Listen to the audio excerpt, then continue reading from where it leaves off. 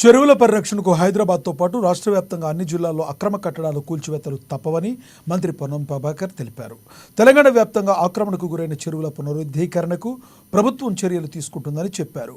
భౌగోళిక పరిస్థితుల్లో వాతావరణ కాలుష్యం నుండి వాతావరణాన్ని పరిరక్షించుకోవడానికి, పర్యావరణాన్ని కాపాడుకోవడానికి అక్రమ కట్టడాలు కూల్చివేస్తున్నట్లు మంత్రి తెలిపారు.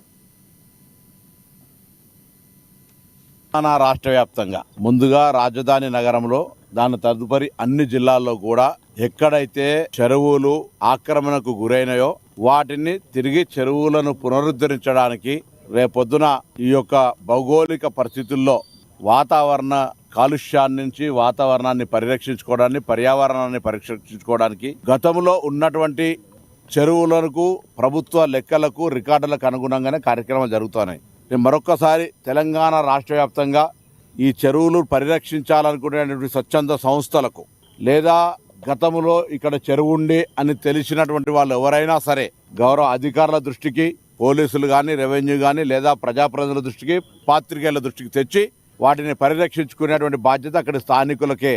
ప్రభుత్వం ఎవరి మీద రాజకీయపరమైనటువంటి కక్ష సాధింపు కానీ ఉద్దేశాలు కానీ లేవు.